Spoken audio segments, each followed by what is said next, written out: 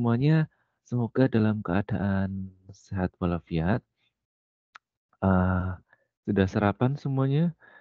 Tadi jam pertama bagaimana pelajarannya? Eee, Lancar, Pak. susah? Hmm, Lancar? Presentasi? Iya, Alhamdulillah nikmat, presentasi. Pak. Oke, Insya Allah. alhamdulillah presentasi. Oke, Iya benar. kita hari ini nanti juga presentasi, tapi sebelumnya saya isi materi dulu. Nah, pada pertemuan keempat sudah hampir separuh jalan. Pada pertemuan ini kita akan belajar mengenai kekuatan dan kelemahan perusahaan. Ya, sebelum kita mulai, kita lihat dulu nih, masih ingat atau tidak materi pertemuan minggu lalu? Yuk, kita sama-sama kita uh, refresh pertemuan minggu lalu kita belajar mengenai pasar, jenis-jenis pasar. Nah, kira-kira ada yang bisa menyebutkan apa 3 jenis pasar dan 2 jenis persaingan yang kita pelajari minggu lalu? Yuk, kira-kira ada yang mau menjawab, nanti saya tambahi 1 poin di tugas satunya. Sebutkan nama 1 orang. Izin menjawab, Pak. Ya, Mbak Kusnul Khotimah. Ya, silakan Mbak Kusnul. Ya. Sebutkan 3 jenis pasar dan 2 jenis persaingan.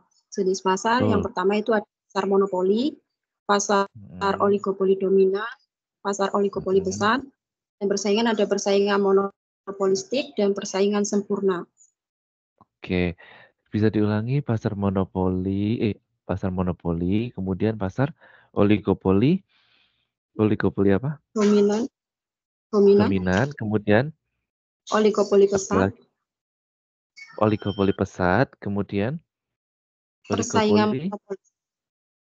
masih ada 1 lagi, ada yang lewat, oligopoli apa namanya, pesat, kemudian oligopoli Pekat, pekat, ada yang pekat, kemudian ada yang longgar. Ada longgar ya? Kemarin saya jelaskan ada yang oligopoli longgar, kemudian persaingannya? Persaingan persaingan kemarin apa ya? Persaingan monopolistik, persaingan mhm, sempurna.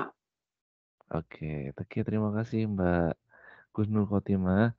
Oke, saya catat dulu biar nggak lupa. Tugas 1. Oke. Oke, jadi kemarin itu ada monopoli, oligopoli dominan, pesat, kemudian ada tambahan 1 yang kemarin saya jelaskan juga ada oligopoli longgar, persaingan monopolistik dan persaingan sempurna. Oke, itu ya pasar monopoli, oligopoli dominan, oligopoli pesat, persaingan monopolistik dan persaingan sempurna. Oke. Nah, ada lagi kesempatan nih. Siapa yang bisa menyebutkan definisi dari pangsa pasar? Nanti saya tambahkan ke tugas 2-nya. Ya, tugas 2 kan belum ya? Ya, siapa yang Saya Pak, bisa itu Pak. siapa? Oke, Mbak Kusnul lagi boleh. Mbak Kusnul. Ya, apa itu pangsa pasar? Yaitu kemampuan Mhm, perusahaan dalam menguasai sebagian dari pasar real satu jenis industri mhm. tertentu, sehingga perusahaan itu tahu batas pasar tempat beroperasi. Oke, jadi dalam pangsa pasar ini ada batasan yaitu batasan wilayah ataupun batasan waktu sehingga perusahaan tahu sejauh mana batasan dari perusahaannya beroperasi. Oke, betul. Terima kasih Mbak Kusnul. Oke, itu ya. Jadi itu adalah materi yang kita pelajari pada minggu lalu, ya. Jadi, sekalian refresh memori kita seminggu, tidak menyentuh materi, kita refresh. Oke, kita masuk ke pertemuan, hari ini. Pada pertemuan hari ini, pada kegiatan belajar mengajar yang pertama, kita akan mempelajari mengenai satu proses dan prosedur analisis faktor internal perusahaan. Ya, masih ingat ya internal perusahaan ini apa maksudnya? Internal perusahaan ini adalah, kondisi dalam diri perusahaan itu sendiri yang pada umumnya meliputi departemen-departemen yang ada di perusahaan. Contohnya, ada departemen keuangan, departemen personalia, pemasaran, kemudian operasional, kemudian mungkin ada yang quality. Jadi, bagaimana, perusahaan ini menganalisis departemen-departemen atau, dep ya, a sorry, menganalisis departemen yang ada dalam perusahaan itu sendiri. Kita juga nanti belajar mengenai pendekatan dapat digunakan untuk mengidentifikasi yang hendak dianalisis, dan yang ketiga adalah pendekatan dapat digunakan untuk melakukan evaluasi variabel internal. Oke, itu adalah agenda yang akan kita pelajari. Sekali lagi mungkin ini udah dibahas oleh kelompok yang minggu lalu. Nah, di sini saya akan mengulangi, tapi mohon juga tetap diingat bahwa teman-teman juga harus membuka atau mempelajari sendiri karena waktu 2 jam kita ikut online kelas ini tidak cukup, pasti tidak cukup untuk mengcover atau membahas semua materi yang ada di buku, modul, pasti nggak cukup. Jadi teman-teman harus belajar sendiri, slide-nya sudah saya letakkan di LMS, jadi silahkan diunduh, di-download sendiri, dipelajari sendiri. Nah jadi, nanti pada waktu ujian bisa mengerjakan. Oke.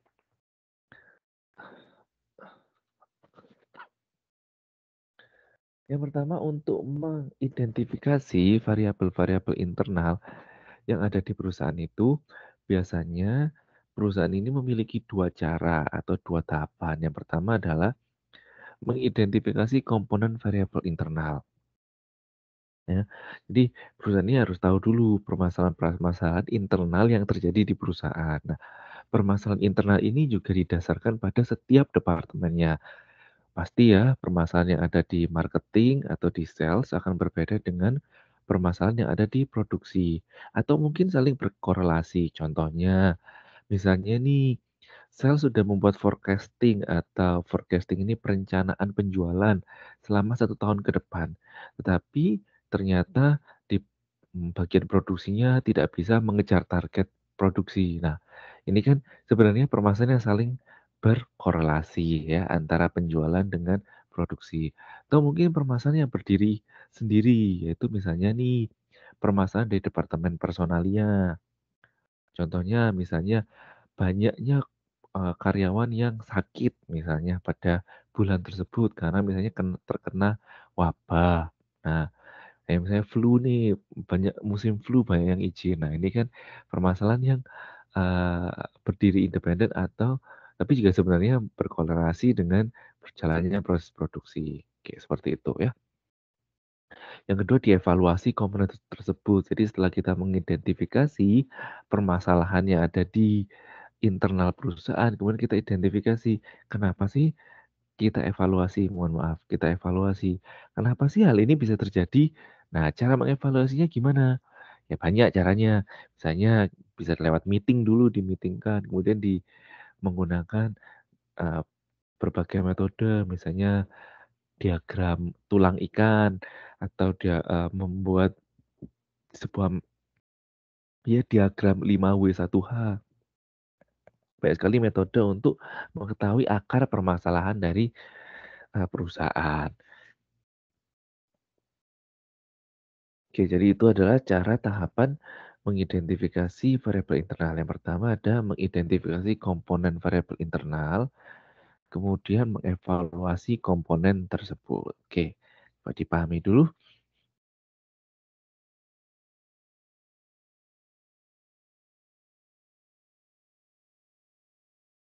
Nih, ini adalah yang baru saja bilang bahwa di variabel internal itu, oh ya nanti kalau slide-nya misalnya nggak gerak, tolong diinformasikan ya. Sekarang kita ada di slide nomor 8 ya. Misalnya slide-nya nggak gerak, "Pak, slide-nya nggak gerak," gitu. Jangan lupa diinformasikan kepada saya. Lanjutkan, ini yang seperti barusan saya bilang bahwa untuk, mengidentifikasi variabel internal itu, kita dapat melihat dari departemen-departemen yang ada di perusahaan ya, atau fungsi bisnis yang ada. Biasanya setiap perusahaan ini pasti ada fungsi pemasaran atau departemen pemasaran, fungsi keuangan atau departemen keuangannya. Ya biasanya untuk mengurusi pembayaran, atau payroll, semuanya berhubungan dengan keuangan. Dan ada departemen operasional, meliputi produksi, kemudian ada quality yang ngecek kualitas produk, kemudian juga ada safety, keselamatan kerja, riset dan pengembangan, serta budaya perusahaan. Personalia juga masuk di sini.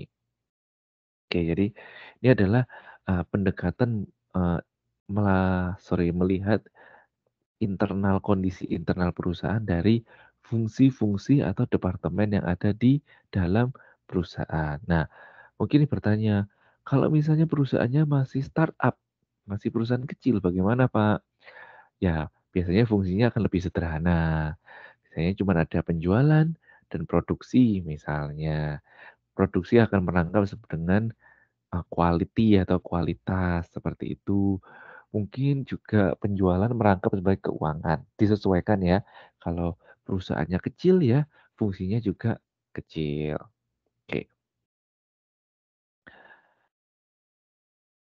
Tidaklah tepat apabila kita memberikan perhatian secara berimbang, namun justru dicurahkan kepada salah satu atau beberapa fungsi yang penting. Jadi sebenarnya seperti saya bilang bahwa kalau perusahaan itu sudah maksud dari kalimat ini adalah, mmm, kalau perusahaan itu belum settle atau perusahaan itu belum, apa namanya, stabil ya, tentu saja akan susah apabila kita ini memberikan perhatian kepada semua. Apabila perusahaan ini masih awal berdiri atau startup ya, yang di mana tenaga kerjanya masih 11 orang atau 20 orang atau di bawah 100 orang ya, masih tergolong perusahaan kecil menengah. Nah, kita, eee, disarankan untuk memberikan perhatian kepada salah satu fungsi yang paling kritis ya.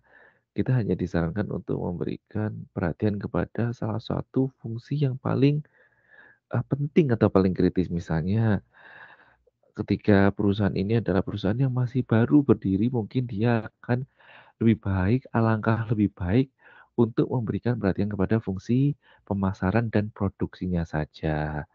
Untuk riset dan pengembangan nanti dulu, nanti kalau perusahaannya sudah berkembang, sudah maju. Oke, keuangan mungkin kalau penjualannya bagus kan keuangannya juga bagus. Jadi itu ya, kalau misalnya perusahaannya baru berdiri, cobalah berfokus kepada satu atau 2 fungsi atau departemen yang paling penting.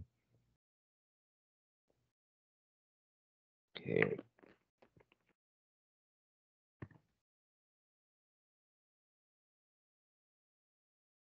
Nah, oke. Tadi kembali lagi ke kalimat yang tadi.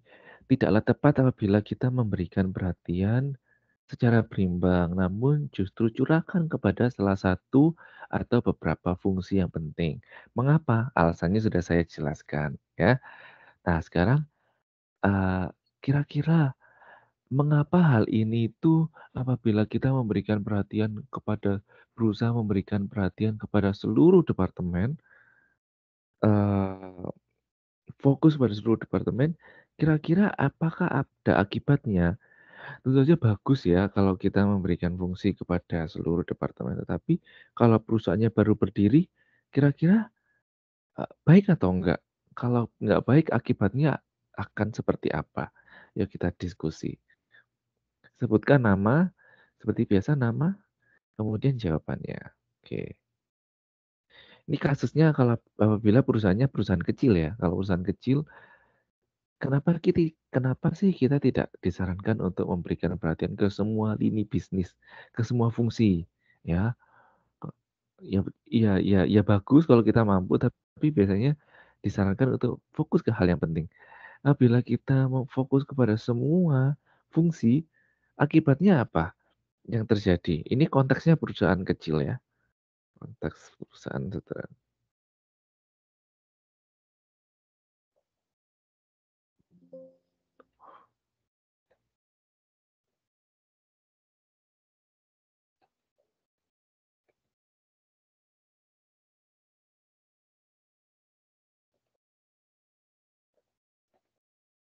Oke, silakan mungkin ada yang mau memberikan opini, kenapa kalau dalam perusahaan yang baru berdiri, itu kita tidak disarankan untuk memberikan perhatian ke semuanya. Kenapa?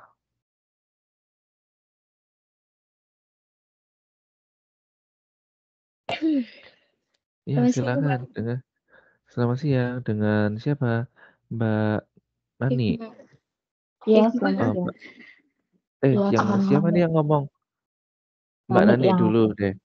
Oke, Mbak ya, Nani ya dulu kalau deh. menurut pendapat saya kurang bagus, Pak. Karena apa? Karena kalau kita berusaha apa Hmm, itu istilahnya? Semua bidang, berfokus. ya, ya fokus pada semua bidang, maka salah satu bidang akan terbengkalai. Jadi tidak Hmm, disarankan itu. ya. Contohnya Contohnya kita contohnya kita di bidang pemasaran dan keuangan lah. Nah, kalau kita hmm, terlalu fokus antara dua belah pihak, antara hmm, penjualan dan keuangan, maka hmm, akan salah satu akan itu tumpang tindih nantinya. hmm. Oke. Jadi tidak sinkron. Jadi misalnya kita selalu Menurut berfokus saya, kepada pemasaran, tapi budget kita jadinya terpakai mungkin karena ini baru berdiri ya, konteksnya masih baru berdiri ya.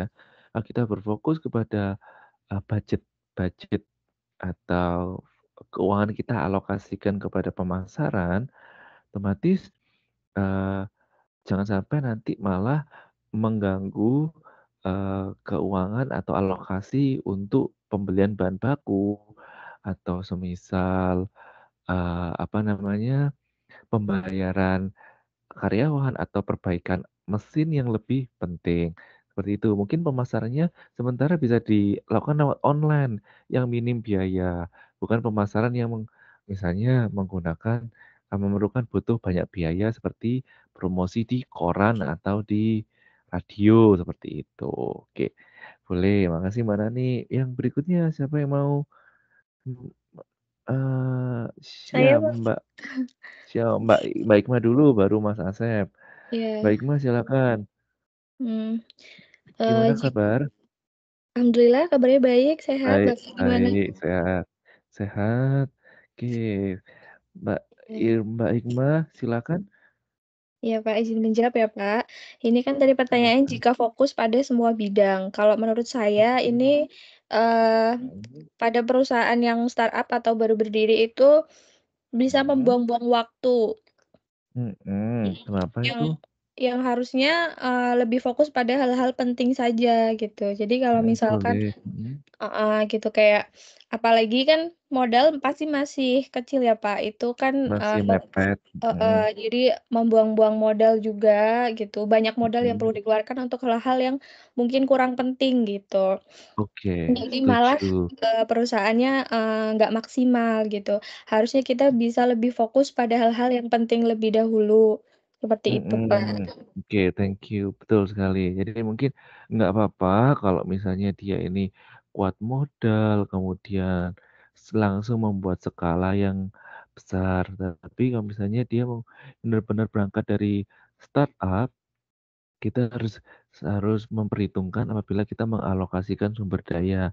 Misalnya membeli mesin, misalnya, lihat dulu mesin yang benar-benar canggih atau masih bisa ditangani dengan semi, manual seperti Iya, itu. Oke, thank you Mbak sih, Pak. Hikmah. Bentar saya mau cari ini namanya dulu.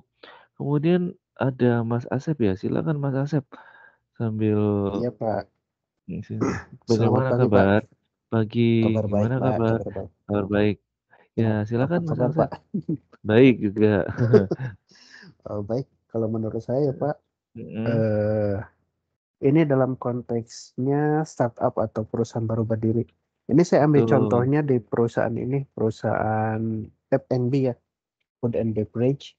Food and beverage, makanan, ya. iya, Contohnya fokus terhadap penjualan saja gitu. Pas pertama kali mhm, fokus mhm, penjualan. mhm, Kenapa mhm, harus fokus pada penjualan? Karena dari pendapatan penjualan itu mhm, perusahaan dapat eh, operasional akan terus berjalan gitu. Jadi mhm, sirkulasi mhm, dari pendapatan dari betul, si penjualan ini akan memberi kayak semacam kehidupan buat perusahaan mhm, itu terus mhm, berjalan gitu, Pak. mhm, mhm, mhm, mhm. Setuju, setuju, setuju. Itu, Pak. Oke, Seperti itu oke, sih. oke. Terima kasih Mas Asep. Betul. Jadi saya juga Pak. teringat ini, thank you. Saya juga teringat dulu kan ibu saya juga buka toko kelontong di depan rumah. Di awalnya itu ingat kita masih ada satu atau dua etalase. Jadi kayak jual barang-barang kebutuhan kayak ya tisu, kebutuhan kayak bumbu-bumbu atau makanan kecil gitu di depan rumah.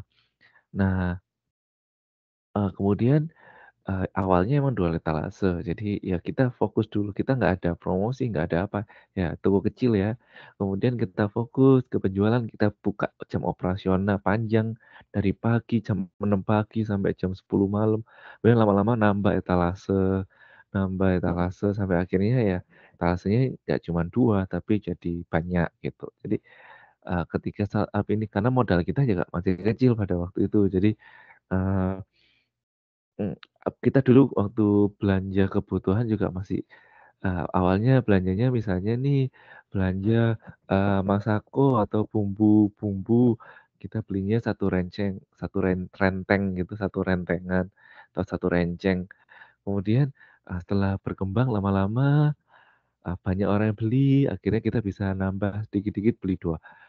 Kalau kita, ke pasar, kita beli 2 renceng, kita jual kembali ke konsumen kita. Jadi perlahan akhirnya, pelan-pelan ini karena kasusnya startup ya sekali lagi. Kalau yang udah gede, saya rasa semuanya berawal dari hal yang kecil ya. Seperti dulu kalau nggak saya dengar ceritanya Aqua, Aqua pun juga penjual minum botol ini dia berkeliling berkeliling dari rumah ke rumah untuk menjajakan minuman air dalam botol kemasan gitu. Nggak yang tiba-tiba pabrik Aqua yang tiba-tiba besar gitu, enggak. Jadi semuanya dari kecil, seperti itu. Thank you. Saya lanjutkan dulu, biar waktunya nanti nutut untuk ini.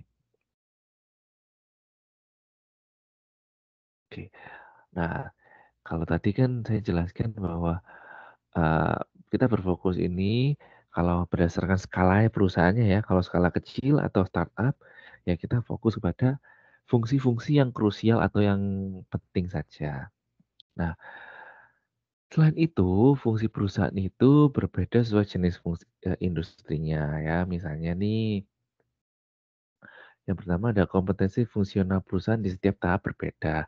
Nah, misalnya tadi yang disebabkan yang kita bahas, kalau ini perusahaannya masih di tahapan perkenalan atau tahapan startup, tentu saja harga jual seperti yang penjualan yang seperti dijelaskan oleh Mas Ahsab ini menjadi hal yang paling penting.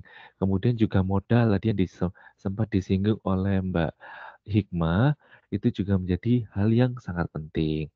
Tapi kalau semisal perusahaannya sudah bertumbuh, mungkin nanti penjualan bukan menjadi masalah yang penting lagi, modal juga bukan menjadi masalah yang penting lagi, tetapi permasalahannya berganti menjadi misalnya riset dan pengembangan produk ya, dari yang permasalahan apa namanya, mengenai modal, keuangan, penjualan sudah beralih kepada masalah ini riset dan pengembangan produk. Apa nih, kita mau bikin produk apa lagi nih yang kreatif gitu. Nah, kemudian pendekatan fungsional juga bisa dilihat dari tadi berdasarkan tahapan ya yang kita bahas tadi ya. Kemudian kompetensi perusahaan berdasarkan posisi perusahaan. Contohnya, perusahaan dominan dapat menentukan peran harga dan pangsa pasar. Sebaliknya, perusahaan kecil harus lebih menekankan pada pelayanan. Ya, jadi kalau misalnya perusahaannya ini udah dominan, udah bermain di pasar oligopoli, misalnya oligopoli pesat atau pasar monopolistik, nah dia sudah dapat menentukan peran harga dan pangsa pasar ya. Dia tidak ada pesaing yang misalnya nih saya menentukan harga saya segini, ya udah nggak apa-apa, karena kan dia adalah pemain dominan. Tapi sebaliknya apabila perusahaan ini masih kecil atau perusahaannya startup, nah dia harus menekankan pelayanan ya, karena dia tidak bisa misalnya nih kalau kita pergi ke pasar kan kita banyak sekali nih ya toko-toko kelontong atau toko-toko sejenis. Misalnya pedagang sayur ya ada 5, pedagang daging ada 5, pedagang snack ada 7. Nah, semua ini kan bersaing ya. Semua ini kan sama semua. Jadi kita tidak bisa seenaknya menaikkan harga ya kan. Pelanggan pasti akan beralih ke pesaing. Tetapi supaya kita bisa menang, mungkin kita bisa menekankan pada pelayanan. Lebih ramah, lebih murah senyum, atau mungkin apa ya? Ya dengan ini ya, dengan berbincang dengan pelanggan itu bikin pelanggan itu ada emotional attachment atau emotional attachment ini kayak ada eh, kelekatan secara emosi seperti itu. Kemudian pendekatan fungsional ketiga juga bisa dilihat dari waktunya. Contohnya, kembali pada tahun era 1960-an misalnya, keberhasilan perusahaan itu hanya ditentukan dari manajemen keuangan. Nah, tetapi mungkin di era sekarang ya, branding ini apa ya? Nilai sebuah brand, nilai sebuah merek itu lebih dianggap penting. Kemudian misalnya eh, kredibilitas merek juga dianggap penting. Misalnya nih, kita akan lebih memilih merek yang sudah terdaftar secara BPOM atau ada sertifikasi halal atau terstandarisasi ISO, SNI, Standar Nasional Indonesia. Nah, ini adalah yang pada 25 tahun yang lalu atau 30 tahun yang lalu orang nggak perusahaan tidak berpikir ini. Tapi sekarang di era yang udah 2020 food safety atau healthy itu food safety and healthiness atau uh, hygiene, kebersihan pangan, kemudian kesehatan itu menjadi hal yang lebih penting daripada masalah keuangan itu ya. Jadi waktu ini mengubah pola pikir. Seperti itu. Oke, ada yang ingin ditanyakan? Ada yang ingin ditanyakan mungkin? Belum? Oke, ada yang menjawab di... Oke, betul. Bagus, no. Oke. Setelah tadi ada pendekatan fungsional, kita ada lagi melihat kondisi internal perusahaan dengan pendekatan lain yang dinamakan dengan pendekatan rantai nilai atau value chain. Ya, tadi kita belajar mengenai pendekatan secara fungsional. Nah, sekarang kita belajar melakukan pendekatan terhadap kondisi internal perusahaan melalui rantai nilai. Nah, dari namanya adalah rantai. Tahu ya rantai ya? Pas tahu ya rantai adalah satu yang saling berkaitan satu sama lain ya. Nah, sama seperti itu juga bahwa kita melihat kondisi internal perusahaan kita ini dari satu aktivitas yang saling berhubungan, dan satu aktivitas yang saling mempengaruhi satu sama lain. Misalnya, contohnya mulai dari apabila kita ada permasalahan stok bahan baku, otomatis apa yang terjadi? Kita tidak bisa berproduksi, kita tidak bisa memenuhi penjualan, akhirnya penjualan menurun dan laba menurun. Nah, ini adalah salah satu contoh yang uh, umum terjadi dengan ini adalah satu kejadian itu merembet pada kejadian lain. Oke. Tadi sederhana, Mbak, misalnya nih, tenaga kerja banyak yang tidak masuk karena sakit. Nah, karena tidak masuk izin 3 hari, sakit, di 3 hari sakit, akibatnya apa?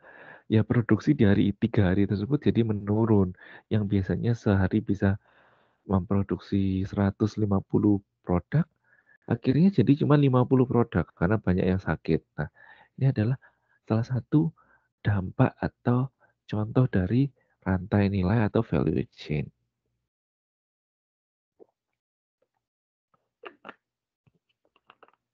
Nah, dalam pendekatan rantai nilai ini ada 3 tahapan yang perlu dikerjakan. Yang pertama adalah identifikasi aktivitas yang perlu dikerjakan. Sama ada aktivitas pokok. Ya, aktivitas pokok ini adalah misalnya ya input, produksi, dan output dan penjualan atau bahan baku masuk, produksi, bahan baku keluar, dan juga bahan baku dijual sampai ke tangan konsumen. Itu adalah aktivitas pokok ya. Ya, aktivitas pokoknya input, kemudian produksi, output. Tuh. Kemudian ada aktivitas penunjang, contohnya adalah prasarana dasar. Misalnya ini sudah selesai, bahan baku ada, produksi selesai, produk jadi ada, tetapi kita nggak punya gudang nih. Kita nggak punya gudang nyimpen barang. Nah, ini jadi sebuah permasalahan, yaitu kita nggak bisa menyimpan bahan kita, atau mungkin kita nggak punya ekspedisi atau lah ekspedisi pihak ketiga lagi kita nggak bisa kita nggak kehabisan ekspedisi agen untuk mengirim produk kita ke retailer atau grosir. Ini juga menjadi permasalahan. Jadi ada aktivitas penunjangnya adalah aktivitas lain yang menunjang jalannya proses produksi, tapi bukan merupakan aktivitas pokoknya. Nah, aktivitas penunjang ya, contohnya adalah aktivitas penunjang ini penting, tetapi bukan utama. Penting juga, misalnya tadi yang saya bilang tadi, bahan baku jadi sampai bahan baku jadi, tapi ternyata kita nggak punya gudang, kita kehabisan. Kita kehabisan gudang untuk menyimpan bahan baku. Kadang gudang ini kita nyewa ya. Nah, misalnya ada juga sistem ini, beberapa perusahaan ini yang menyewakan satu gudang untuk beberapa jenis perusahaan. Misalnya nih, eh, saya dulu pernah kerja juga di perusahaan, dan biasanya beberapa perusahaan ini perusahaan sejenis, kayak perusahaan makanan ya, perusahaan mie instan, kemudian makanan kaleng, kemudian perusahaan saus-saus, ini dia nyewa patungan warehouse. Warehouse ini gudang. Nah, karena dia ini satu gudang ini gede banget, akhirnya kan disewa-sewain gitu. Oh, blok ini untuk perusahaan ini, blok ini untuk perusahaan ini, blok ini perusahaan ini. Nah, dan ada kalanya kita kehabisan space dari gudang bersama ini. Nah, ini menjadi permasalahan ya. Ya karena nantinya kita nggak bisa nyimpen produk kita gitu. Padahal kadang kan produk kita harus disimpan secara proper ya, disimpan secara apa namanya, baik supaya tidak rusak karena cuaca atau rusak karena tikus misalnya. Tuh. Kemudian nomor 2 adalah kita mencoba mencari keterkaitan dari berbagai aktivitas rantai nilai tersebut. Mencoba mencari tahu pengaruh satu kegiatan terhadap kegiatan lainnya. Nah, ini yang saya bilang tadi, mungkin satu fenomena atau satu kejadian dianggap tidak berpengaruh, tapi ternyata sebenarnya berpengaruh. Sesimpel misalnya ini, terjadi kecelakaan kerja. Nah, akibatnya apa? Akibatnya adalah misalnya ada waktu terbuang, dan kemungkinan juga keuangan yang jadi karena itu kecelakaan kerja, maka perusahaan harus membayar biaya pengobatan, di mana otomatis ada budget lain yang tidak terduga yang harus dikeluarkan untuk bertanggung jawab terhadap permasalahan kecelakaan kerja. Nah, ini adalah Kita harus pintar-pintar mencari tahu. Oh, misalnya nih, kejadian ini kira-kira akan berdampak pada hal apa ya? Seperti itu. Berikutnya adalah mencoba mencari sinergi potensial yang mungkin dapat ditemukan di antara berbagai unit strategi di perusahaan. Nah, mencapai sinergi, misalnya nih, mencari sinergi potensial. Misalnya, oh, saya ini punya usaha pengalengan ikan sarden. Misalnya nih, saya punya usaha pengalengan ikan sarden. Saya tahu bahwa ikan sarden ini pada bulan-bulan hmm, Desember atau bulan-bulan Januari sampai April dia susah. Nah, oleh karena itu maka saya harus stok dulu sebelum bulan Januari sampai April ikan susah. Mungkin saya harus melakukan sebuah tindakan, misalnya mencari pemasok lebih banyak, ataukah membuat cadangan, misalnya perikanan, buat sendiri perikanan atau budidaya sendiri, atau mungkin kalau itu nggak mungkin dilakukan, bisa mencari lebih banyak pemasok ikan sarden supaya bisa mencukupi kebutuhan penjualan di bulan Januari sampai April. Nah, ini kan ada sinergi nih, seperti itu. Oke, itu ya, pendekatan-pendekatan dalam rantai nilai. Kalau misalnya dalam bisnis yang saudara punya, atau mungkin yang teman-teman belum punya bisnis, punya rencana bisnis, kira-kira permasalahan rantai bisnis apa yang akan dapat terjadi? Kalau dari bisnis teman-teman sendiri, coba share. Kalau dari bisnis teman-teman sendiri, kira-kira permasalahan rantai bisnis apa yang menjadi pokok permasalahan dalam bisnis saudara? Silahkan, dari nama, dengan siapa, sebutkan nama, baru silakan menjawab. Kalau dari bisnis teman-teman sendiri, kira-kira permasalahan rantai pasoknya, permasalahan apa yang mungkin terjadi dalam rantai pasok? Sekali lagi, dalam bisnis teman-teman, atau rencana bisnis teman-teman, permasalahan apa yang mungkin terjadi dalam rantai pasokannya? Selamat siang, Pak. Siang, dengan siapa saya bicara? Ibu, Pak. Nggak kelihatan ini, nggak muncul yang biasanya kalau muncul yang Mbak Anggi, bukan? Iya, iya, saya. Oke, Mbak Anggi Sofia Syahlaku, Mbak. Oke, Mbak Anggi. Silakan Mbak Anggi dulu. Silakan kau. Gini, Pak. Jadi, kalau seandainya laundry itu di hari hujan itu modalnya kurang, jadi kendala. Terus gimana tuh berarti ayo? Itu tuh nyari, maksudnya tuh kalau saat terkadang ya, Pak. Terkadang itu pelanggannya jadi penuh, terus fasilitas untuk menjemurnya yang tidak memadai. Kurang, oke. Terus apa yang kira-kira bisa dilakukan? Ini contoh Ya, menarik paling, ini. iya, paling pakai kipas angin lah, Pak. Kipas angin. Oke, kipas angin atau mungkin nih kalau misalnya hujan kalau jemurnya pakai atap yang pakai apa namanya? Ada penutup atapnya atau eh, pakai benar-benar loss cahaya matahari gitu.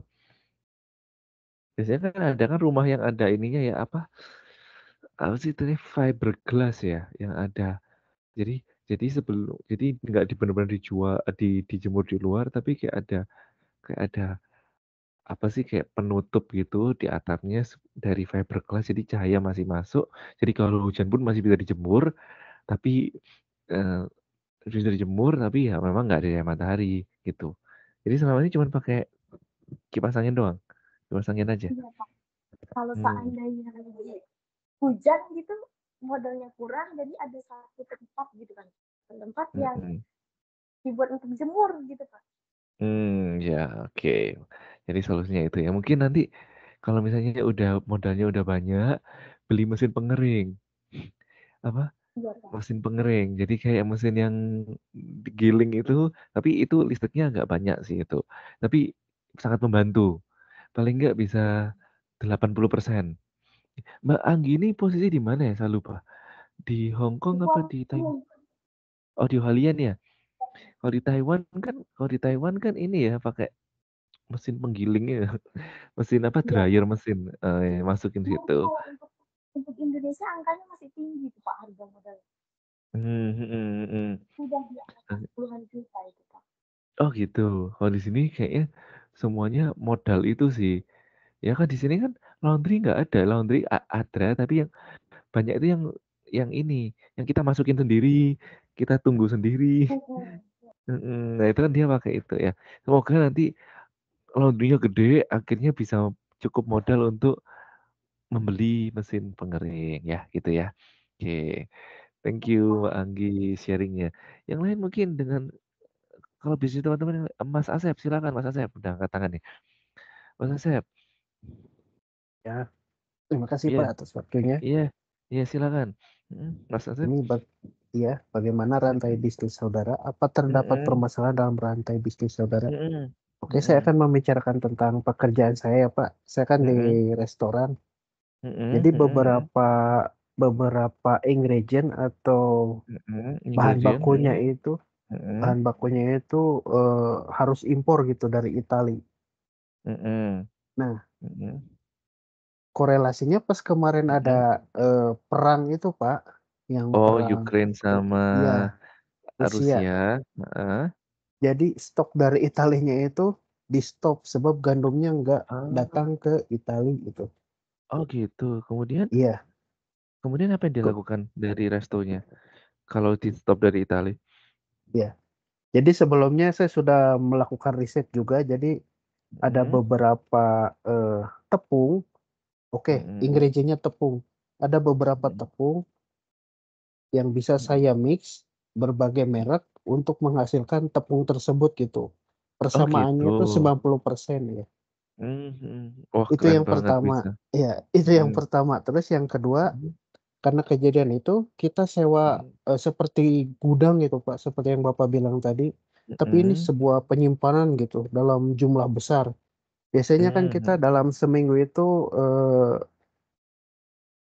produksinya itu sampai 400-500 kilo tepung. mhm, mhm, Nah, mhm. jadi kita bisa disimpan sampai 5 ton, 10 ton di gudang tersebut. Mmm, Tapi mhm, permasalahan mhm, lain muncul karena mhm, biaya inventorinya tinggi, Pak. mhm, Jadi mhm, mengurangi investasi tinggi. benefit dari penjualan. Iya. Mhm, Seperti itu mhm. masih, Pak. Iya, iya Masih, Pak. terima kasih. Jadi itu contoh tadi ada, beberapa korelasi ya. Jadi ketika ketika permasalahan itu timbul kemudian dievaluasi, kemudian kita cari cara untuk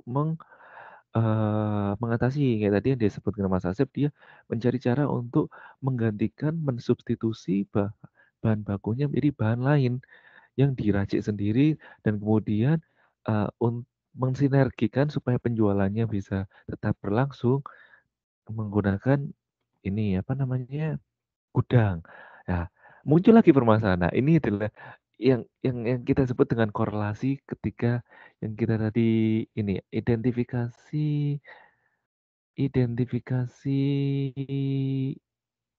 aktivit mencoba nomor 2 mencoba mencari keterkaitan dari berbagai aktivitas. Ya, memang apa yang kita lakukan pasti akan ada resikonya, tapi bagaimana kita bisa meminimalisir resiko tersebut. Oke, ya itu contoh-contoh yang real ya. Memang tidak semudah konsepnya, tapi well, kita belajar dari teman-teman yang sudah bekerja. Mungkin ada lagi yang mau mengungkapkan pendapat? Ada lagi Mas Ya Pak, Nanang? saya Oh, oh, Mbak Ina dulu deh, Mbak Ina baru Mas Nanang. Oke, Mbak Ina silakan. ya Mbak Ina Pak, saat Sukaria, Sobenia pakai N. Topandia. Oke, Ya Mbak Pak, Ina silakan. gini, Hmm, saat ini saya kan sedang mengelola toko kelontong gitu ya Pak ya. ya. Terus saya itu punya masalah dalam rantai bisnis saya itu. Kalau Mm-mm, rantai toko bisnis kelontong itu kebanyakan permasalahannya itu modalnya karena terbatas gitu ya. Terus betul. persaingannya itu sama Alfa retail yang modern itu seperti Alfa Mm-mm, dan Indomart. mm-mm, Kemudian adanya fluktuasi harga gitu, Pak. Kalau dari Mhm. dari Mhm. produsen lah disebutnya gitu ya, sering berubah-ubah harganya. Jadi kita susah buat ngejualin berapa harga jual gitu buat yang stabilnya. Mhm. Oke, apa jenis produk barang yang tadi dibilang apa namanya, fluktuatif tadi? Contoh produknya apa? Dari produsen tadi kan barusan disebut bahwa, oh ada beberapa barang dari produsen harganya fluktuatif. Nah, itu apa contoh barangnya? Itu, Pak, saat ini ya yang lagi naik turun terus itu ikan asin, Pak. Ikan asin. Jadi Iya, kadang kemudian bagaimana mengatasi supaya harganya atau mungkin minyak ya biasanya naik turun itu ya di Indonesia, minyak, minyak, telur, gula, iya sekarang naik turun terus telur, sih. mhm. Heeh. Kalau misalnya kehabisan stok apa yang dilakukan supaya memenuhi kebutuhan pelanggan? Kayaknya Kalau nih kehabisan kehabisan minyak, mhm, apa yang biasa bagaimana? dilakukan? Kalau misalnya pas kehabisan stok minyak misalnya, minyak langka, minyak Heeh. minyak masak, minyak goreng, kira-kira apa yang biasa dilakukan untuk memenuhi kebutuhan konsumen? Supaya konsumen nggak kecewa, "Aduh, jangan beli situ, minyaknya sering habis nih, beli di Indomaret aja," gitu. Berarti Mhm. kan apa yang harus dilakukan? Oke. Kalau di sini, kebetulan di kampung saya itu orangnya lebih suka pakai minyak yang curah gitu ya, Pak, ya, kurang Mhm. sama yang Mhm. ekonomis gitu. Tapi Mhm. kan sekarang saya, kasih ini minyak curah itu dan kalau kehabisan saya alihkan untuk mereka beralih ke yang, udah dikemas gitu, Pak. Jadi soal masalah harga Mmm. itu tidak terlalu jauh bedanya gitu. Terus kalau yang dikemas itu lebih Mmm. menarik gitu, lebih bagus. Mhm. Tapi yang dikemas ini contohnya kayak Bimoli gitu-gitu ya? Kalau Bimoli bimoli atau kurang di sini, paling ya minyak sip gitu atau minyak mmm, apa gitu yang lebih murah, kalau bimoli lebih mahal sih, Pak. mahal. Oke. Mhm, Jadi coba diarahkan untuk, menggunakan minyak-minyak yang udah ini ya, sudah kemasan ya, oke. Mengarahkan konsumen untuk membeli minyak yang kemasan. Oke, thank you, mhm. Mbak Iya, Ina. Pak, Thank makasih. you. Kemudian yang terakhir Mas, siapa ini tadi yang mau angkat tangan? Mas siapa? Eee, Nanang, Mas Nanang. Mau ini, menyampaikan pendapat Mas Nanang Supriyadi? Enggak, tadi angkat tangan? Enggak? Oke. Oke, saya lanjutkan lah ya. 15 menit lagi sebelum kita masuk ke presentasi. Oke, pendekatan unit keunggulan bersaing. Tadi kita belajar mengenai pendekatan fungsional, pendekatan rantai nilai, dan kita sekarang masuk ke pendekatan unit keunggulan bersaing atau UKB. Nah, apa ini pendekatan UKB? Pendekatan UKB adalah mengelompokkan kegiatan perusahaan dalam dua jenis, ya. Tas prinsipnya hampir sama dengan yang rantai nilai tadi, tetapi dalam UKB atau unit keunggulan bersaing, pengelompokannya hanya dua. Yang pertama adalah aktivitas membentuk unit keunggulan bersaing dan aktivitas penunjang. Ya, hampir sama dengan yang tadi di value chain atau rantai nilai. Nah, kalau di UKB saya lagi ada dua jenis. Yang pertama adalah unit keunggulan bersaing dan aktivitas penunjang. Apa itu aktivitas unit keunggulan bersaing? Yaitu aktivitas ini adalah aktivitas yang memilahkan orientasi perusahaan dalam tiga kelompok. Nih, aktivitas membentuk unit keunggulan bersaing ini dibagi lagi di mana aktivitas ini memilahkan orientasi perusahaan menjadi tiga kelompok. Jadi dipilah lagi. Yaitu apa aja? Ada perusahaan yang berorientasi pada produk, kemudian perusahaan yang berorientasi pada konsumen, dan perusahaan yang berorientasi kepada teknologi. Nah, oke.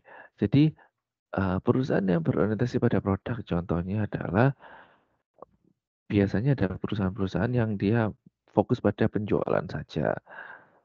Contohnya ada aktivitas contoh perusahaan yang berorientasi produk ini contohnya adalah ya dia hanya menjual produknya. Contohnya ya tadi yang seperti yang usaha dilakukan oleh Mbak Ina, toko grosir, toko kelontong. Itu adalah perusahaan yang dia berfokus kepada produk ya. Biasanya aktivitas kuncinya adalah pengembangan spesifikasi produk dan aktivitas penunjangnya itu meliputi identifikasi kebutuhan konsumen. Nah, kemudian ada perusahaan yang berorientasi pada konsumen. Ya, ini biasanya yang memberikan jasa. Ya, aktivitas kuncinya adalah memberikan jasa. Aktivitas penunjangnya adalah melakukan berbagai jenis konsep. Contohnya berorientasi pada konsumen ini adalah desainer, ya, menjual atau menjahit pakaian nikah atau pakaian wedding dress. Nah, aktivitas kuncinya ya dia memberikan jasa ide-ide konsep desain baju, atau penunjangnya adalah ya aktivitas kuncinya adalah desainnya, kemudian penunjangnya adalah konsepnya gitu. Yang ketiga adalah perusahaan yang berorientasi pada teknologi. Ini adalah perusahaan-perusahaan yang mengedepankan teknologi. Contohnya apa? Contohnya ya yang membuat software, membuat barang elektronik. Ya, ini kan berfokus pada teknologi. Aktivitas kuncinya adalah mengembangkan teknologi. Aktif penunjangnya meliputi pengembangan proses, ya. Beda ya, satunya pengembangan teknologi, penunjangnya adalah pengembangan proses. Jadi kalau di UKB ini kita tentukan dulu perusahaannya berorientasi pada apa? Berorientasi pada produk kah? Berorientasi pada konsumen kah? Berorientasi pada teknologi kah? Nah, kemudian misalnya kita sudah menentukan perusahaan ini berorientasi pada produk nih. Nah, kita lihat aktivitas kuncinya biasanya apa, aktivitas penunjangnya apa. Nah, ketiga jenis orientasi ini pasti berbeda-beda kuncinya. Tadi misalnya yang berorientasi pada produk otomatis akan berbeda dengan perusahaan yang berorientasi pada konsumen. Biasanya perusahaan yang berorientasi kepada konsumen ini adalah perusahaan-perusahaan yang memberikan jasa. Contohnya, tadi yang saya bilang, desainer gaun pernikahan, ya. Biasanya dia ini selain hasil juga memberikan ide. Nah, aktivitas penunjangnya adalah konsepnya, ya seperti itu. Perusahaan yang berorientasi pada teknologi juga akan berbeda dengan perusahaan yang berorientasi pada produk, ya. Jadi ini dia pada UKB ini dia membagi perusahaannya berdasarkan orientasinya. Kira ada yang ingin ditanyakan mengenai UKB?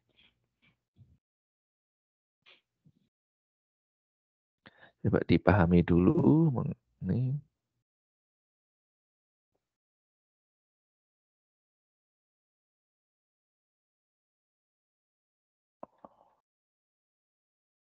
yang berikutnya ada pendekatan PIMS atau Profit Impact Marketing Strategy. Nah, namanya kelihatan susah ya. Pendekatan PIMS atau Profit Impact of Marketing Strategy. Apa ini? Dari namanya dari kata bahasa Inggrisnya ada kata profit. Berarti apa? Dia berfokus kepada keuntungan atau laba. Betul sekali. Keuntungan atau laba. Jadi pendekatan ini mencari tahu secara empiris ya atau secara data faktor-faktor apa yang berpengaruh secara signifikan terhadap besarnya ROI yang dicapai. Apa itu ROI? Yaitu adalah return of investment. Apa itu return of investment? Adalah sejauh mana investasi yang kita tanamkan, modal yang kita tanamkan terhadap bisnis kita itu balik modal. Nah, sekali lagi, dari namanya PIMS atau Profit Impact of Marketing Strategy adalah kita mencari tahu sejauh mana faktor-faktor apa yang mempengaruhi besarnya signifikansinya terhadap ROI yang ingin kita dicapai, ya. Semakin cepat kita balik modal, otomatis makin baik. Semakin cepat kita mendapatkan profit, ya kita itu akhirnya perusahaan kita semakin baik. Nah, biasanya ada beberapa faktor yang mempengaruhi besarnya ROI atau aliran kas masuk. Yang pertama adalah intensitas investasi ya.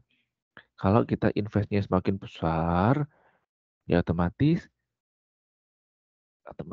apa? Berarti investasi kita membutuhkan waktu yang cukup lama apabila penjualan kita tidak terlalu biasa saja atau intinya kalau investasi yang kita besar otomatis ya kita membutuhkan waktu yang cukup lama, tidak begitu singkat ya. Jadi misalnya kalau misalnya usahanya adalah nih usahanya membuka toko kue ya, ya otomatis penjual modalnya ditanamkan bisa balik modal lebih cepat dibandingkan dengan yang membuka perusahaan garmen misalnya seperti itu atau yang membuka usaha restoran ya. Jadi dilihat dulu intensitas investasinya. Kemudian pangsa pasarnya. Kalau pangsa pasarnya bagus, kemarin kita belajar mengenai pangsa pasar ya. Kalau pangsa pasarnya udah bagus, terbentuk jelas, otomatis ROI-nya juga semakin cepat ya. Return of investment-nya juga semakin cepat. Pertumbuhan pasar, apabila pasar ini merupakan pasar yang paling banyak lagi booming dewasa ini, ya. Misalnya sekarang lagi boomingnya jual beli ini barang e-commerce apa ya? Sekarang lagi booming itu ini ya, barang-barang kebutuhan rumah tangga misalnya. Apa ya? Yang lagi booming sekarang apa sih? Yang lagi booming di Indonesia penjualan misalnya kopi, buka usaha ini kedai kopi atau kafe. Nah, dengan pertumbuhan pasar yang cukup pesat di Indonesia, otomatis ROI-nya juga semakin cepat.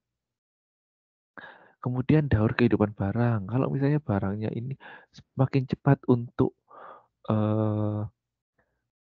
habis, otomatis dia juga akan semakin cepat ROI-nya. Oke.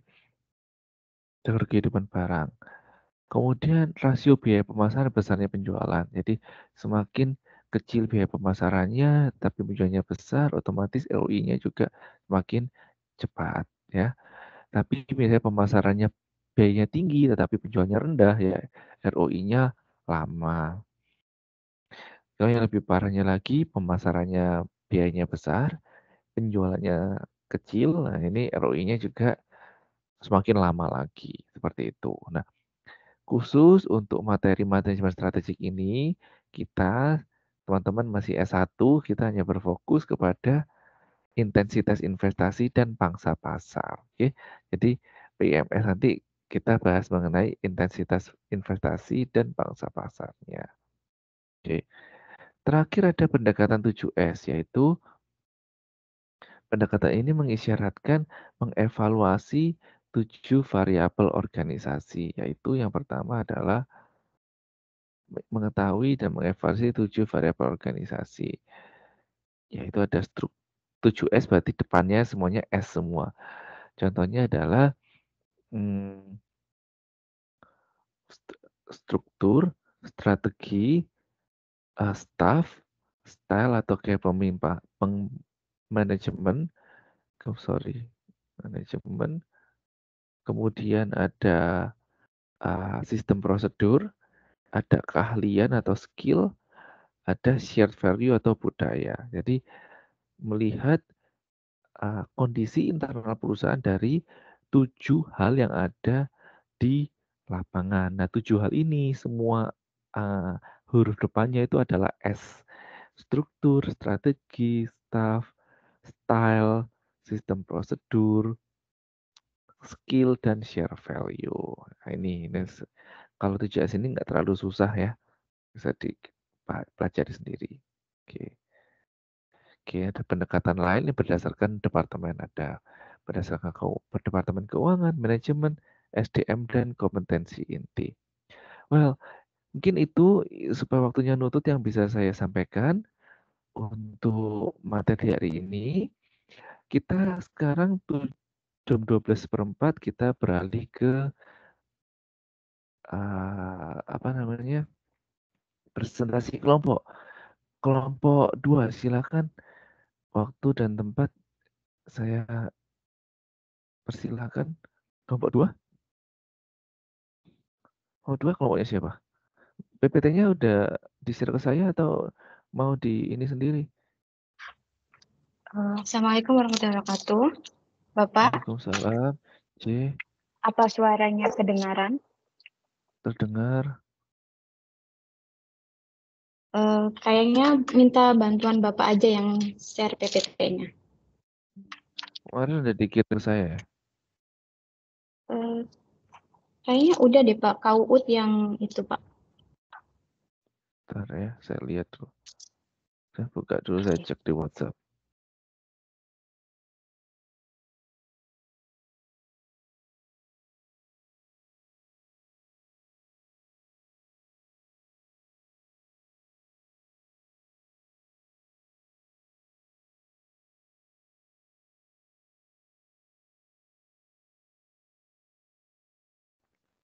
Oke, ya silakan terlihat slide-nya?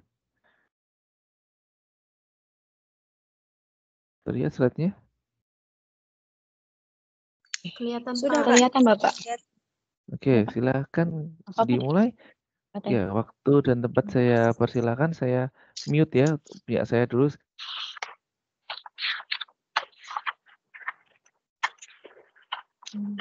Assalamualaikum warahmatullahi wabarakatuh. Salam sejahtera dan selamat siang. Yang terhormat Pak Aditya selaku dosen mata kuliah manajemen strategi, dan saya hormati juga teman-teman kelas semuanya. Kami dari kelompok 2 akan mempresentasikan modul 5 yang disusun oleh Casipa, Elvin Lydia Perdiana, Ina Sobania, Nana Supriyadi, Nurhayati Aprilia Pertiwi, dan Uut Krisyanti. Sebelum memulai presentasi, saya mau menginformasikan bahwa Kak Elvin dan Kak Uut tidak bisa berpresentasi secara langsung. Nanti mohon bantuannya untuk Pak Adi memplay audio yang sudah disiapkan saat mereka ditampilkan. Oke, saya lanjutkan. KB1, analisis tools klasik. Asal-usul. Analisis tools klasik pertama kali diperkenalkan oleh Hans Werik, Profesor Manajemen di Universitas of San Francisco pada tahun 1982 dalam artikelnya. Werik terus memperkenalkan pada publik bahwa analisis tools klasik juga bisa diterapkan pada setiap sistem organisasi termasuk negara dan organisasi nirbala. Penggunaan istilah tools lebih berkembang pada tahun 90-an karena kesadaran akan pengaruh yang lebih besar dari ancaman peluang bisnis dari lingkungan eksternal. Sebelumnya, istilah SWOT lebih umum digunakan dengan fokus pada kelemahan dan kekurangan internal perusahaan.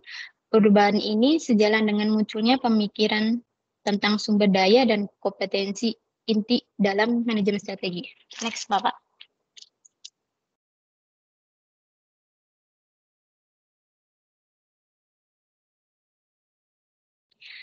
B. Kerangkap konsep. Analisis tools klasik adalah proses melakukan penilaian terhadap perusahaan dan lingkungan bisnisnya yang dilakukan oleh manajemen sendiri. Hasilnya adalah inventory krisis dan selektif terhadap 4 variabel tersebut dan pilihan strategi yang hendak diambil oleh manajemen. Matrik tools klasik terdiri dari 8 sel. 4 sisi berisi inventory variabel internal dan lingkungan bisnis, dan 4 sisi lainnya berisi implikasi strategi yang dibutuhkan. Di samping ada skema matrik tools klasik, di mana penjelasannya adalah ini. Bapak mau dibacain penjelasan dari skemanya. Sel 1 berisi daftar kekuatan perusahaan yang berhasil dibangun oleh manajemen, dan sel 2 berisi daftar kelemahan yang ingin dihilangkan. Oleh karena itu, sel 1 dan sel 2 secara berturut disebut sel S dan sel W. Sel 3 berisi daftar peluang bisnis yang dimiliki pada masa sekarang dan yang akan datang. Dan sel 4 berisi daftar ancaman yang sedang dihadapi sekarang dan yang akan datang. Oleh karena itu, sel 3 dan sel 4 secara berturut-turut disebut sel O dan sel T.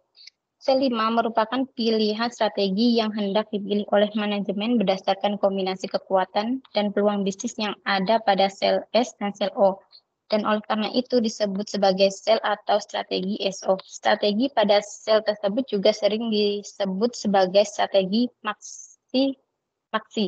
Sel 6 adalah strategi yang hendak dipilih oleh manajemen berdasarkan kombinasi kelemahan dan peluang bisnis yang ada pada sel O dan pada sel W dan sel O, dan oleh karena itu disebut sel atau strategi WO.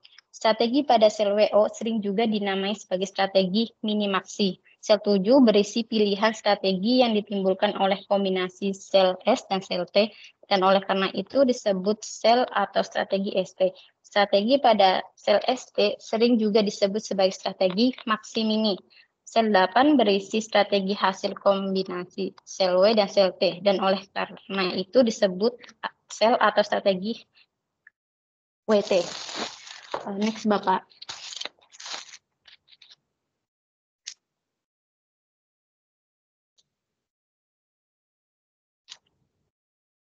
Bapak boleh minta bantuan di play, ini bagian dari Kak Elvin. Oke, bentar ya.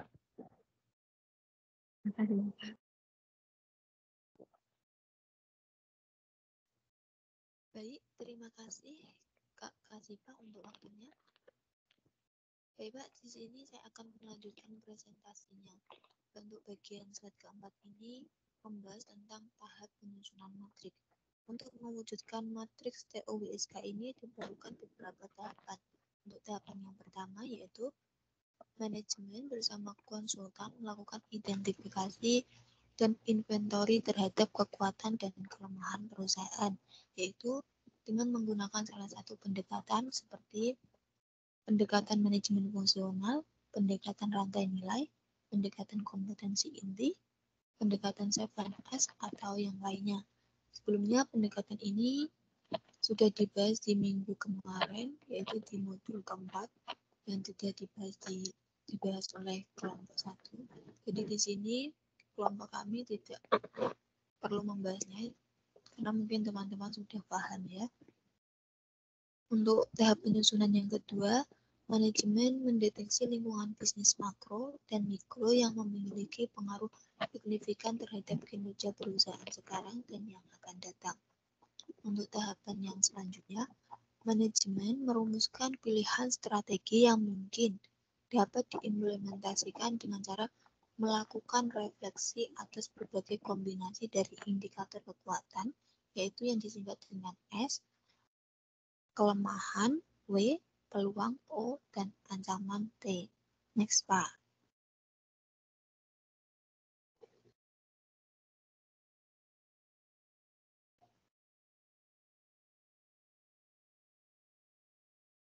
Dalam tahapan penyusunan matriks TOWSK ini terdapat 4 macam pilihan strategi, yaitu yang pertama strategi SO atau disebut dengan maksi-maksi. Strategi ini mempertimbangkan pemanfaatan kekuatan perusahaan dan keunggulan bersaing untuk mengeksploitasi peluang bisnis yang tersedia. Untuk strategi yang kedua yaitu strategi WO atau disebut dengan mini-maksi. Strategi ini manajemen memanfaatkan peluang bisnis untuk mengurangi atau mengeliminasi kelemahan perusahaan yang ada. Untuk strategi yang ketiga yaitu strategi ST atau maksi mini. Strategi ini manajemen menggunakan kekuatan dan keunggulan yang dimiliki untuk menghindari efek-efek negatif dari ancaman bisnis yang dihadapi. Sedangkan untuk strategi yang keempat, yaitu strategi WT, atau disebut dengan mini-mini strategi bisnis. Strategi ini merupakan strategi bisnis yang masih mungkin ditemukan dan dipilih dengan meminimalisasi kelemahan dan menghindari ancaman bisnis. Dari keempat macam pilihan strategi ini merupakan strategi yang berasal dari analisis kombinasi dua indikator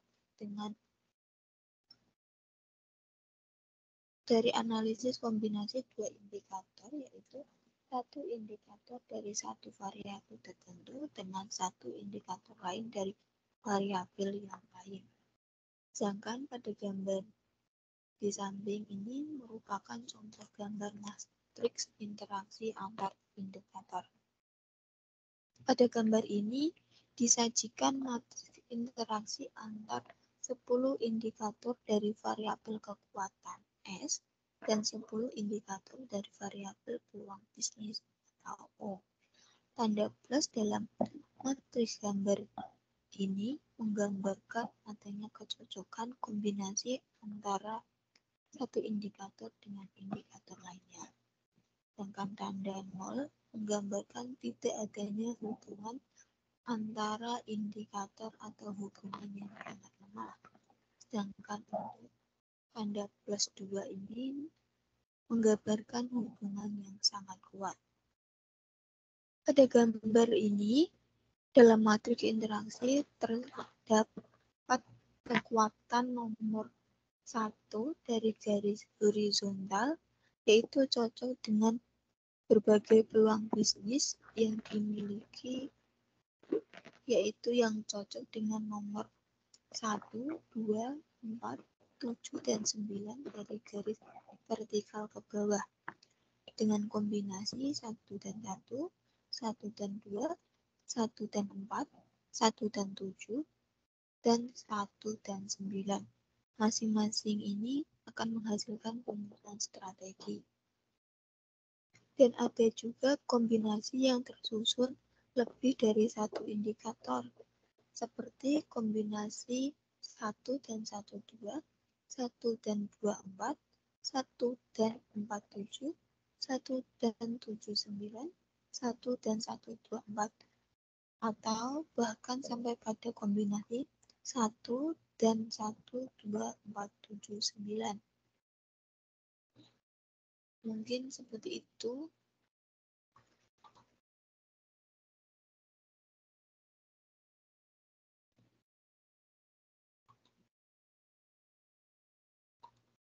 Yang punya Mas Nanang, ada suaranya atau mau presentasi sendiri? Oke, silakan Mas Nanang. Ada. Halo. Ada Ya, suaranya. bisa didengar. Bisa didengar.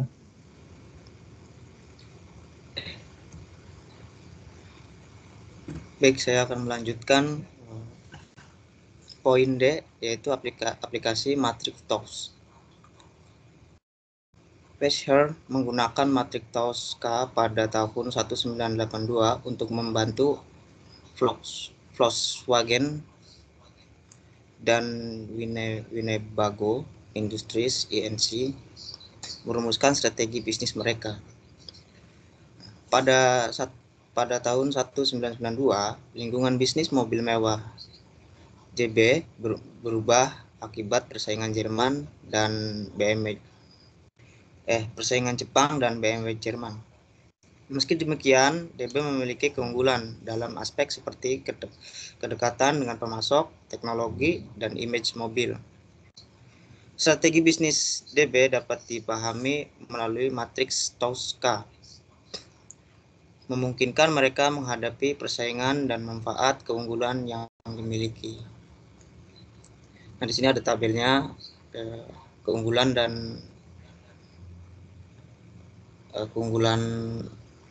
perusahaan BMW ini dari internal dan eksternalnya. Teman-teman bisa lihat ya. Bisa minta tolong dibaca yang ini Mas, strateginya, strategi SO yang 4 ini. Ya, strategi SO-nya itu 1, pengembangan model baru dan harga premium. 2. Akuisisi dan peningkatan kapasitas produksi. Strategi WO-nya 1 yaitu efisiensi biaya, 2 produksi di Eropa Timur, 3 regionalisasi perusahaan holding. Dari strategi ST, 1 yaitu transformasi menuju produsen barang konsumsi bukan senjata. 2 yaitu model baru khususnya untuk pas Eropa Timur. Nah, dari strategi WT-nya 1 yaitu penciutan di Afrika Selatan, 2 aliansi dengan Mitsubishi untuk penetrasi pasar Jepang. Oke. Next, Pak.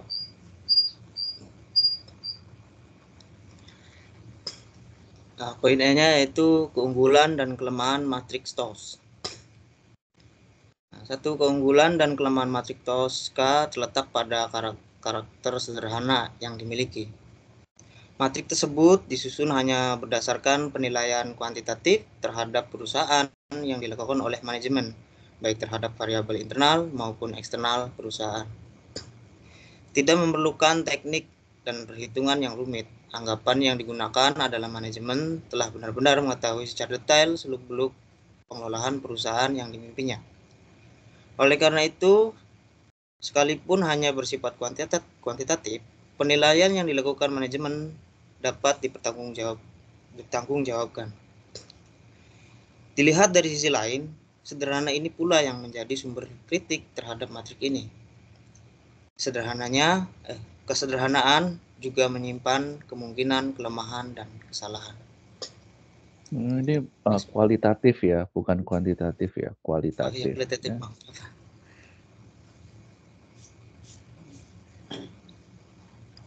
Kelihatan enggak? Ini siapa? Mas Anang. Masih Mas Masih Anang? saya, Pak. Oke. Kelihatan enggak? Oke. Kegiatan belajar 2-nya yaitu matriks TOS SWOT.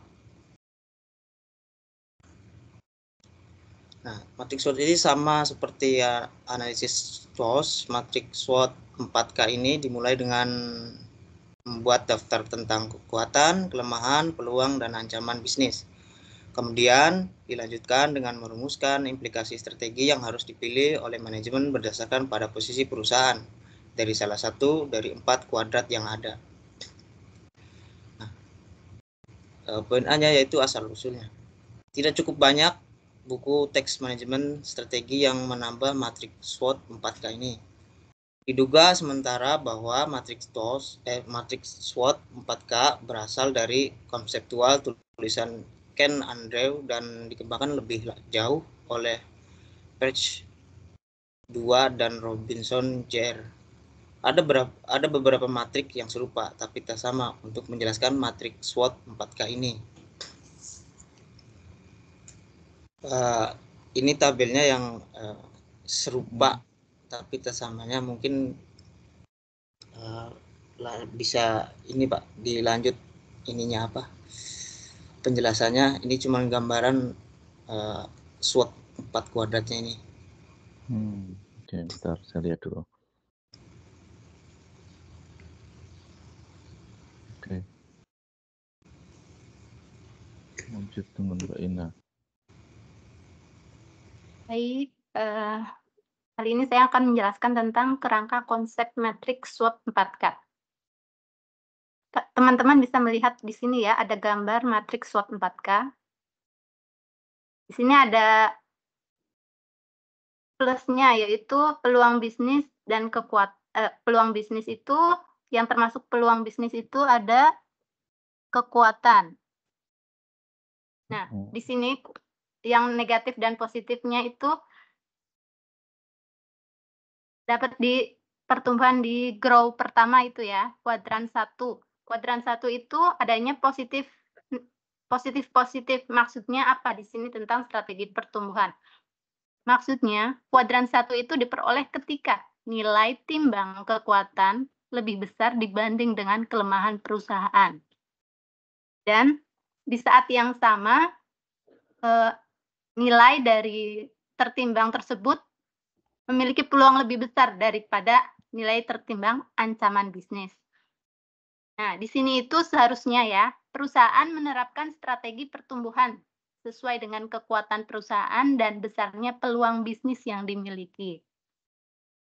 Kemudian, konsep metrik yang kedua itu ada negatif positif tentang strategi stabilisasi, di mana kuadran 2 diperoleh jika nilai tertimbang peluang masih lebih besar dibanding nilai tertimbang ancaman. Dan di saat yang sama, nilai tertimbang kelemahan lebih besar daripada kekuatan perusahaan. Di mana di sini perusahaan itu diharapkan menggunakan strategi stabilisasi.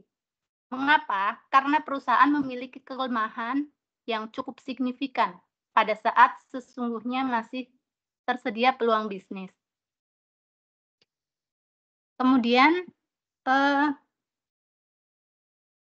strategi yang kuadran ketiga itu negatif positif. Strategi pertahanan hidup. Maksudnya di sini,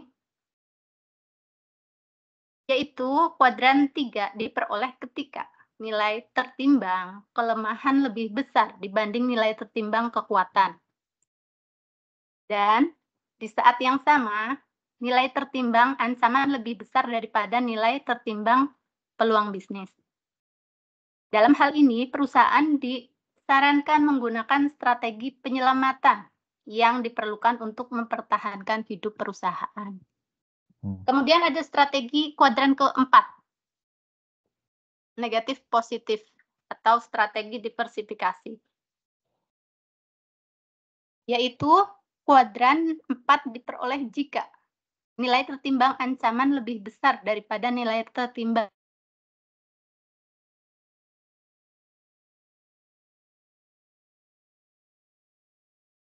Oke. Kok nggak ada suaranya? Halo, Mbak Ina? Sudah selesai? Halo? Mbak Ina masih di sini? Yang lain mungkin bisa dengar suara saya? Bisa, Pak. Kayaknya Belum, ini belum. mungkin sinyalnya kali ya, Pak. Kan dia lagi di Indonesia ya? Oh gitu. Mungkin, tapi sinyalnya. mungkin. Ini kelompoknya yang lain, coba. Mungkin sinyalnya kali ya. Minta tolong di-tackle dengan yang lain untuk bisa membantu membaca. Membantu membacakan. Nih masih Mbak Ina, minta tolong. Yang lain bantu baca dong, yang soal tadi. Halo, Bapak. Halo. Suara saya bisa kedengaran? Oke, Mbak Kasipah. Tadi Boleh, Kak Mbak Ina Kasipah. sampai di mana ya, Pak? Sampai slide nomor 9, nggak apa-apa. Ini tadi terakhir kan kuadran 4, strategi diversifikasi. Lanjut dulu aja di slide nomor 10. Ini tinggal dibaca aja, contoh kasus. Oh, oke, baik, Pak. Contoh kasus toko eceran Ar-Rahmi di Jalan Solo, Yogyakarta menjual berbagai perlengkapan ibadah dan busana muslim.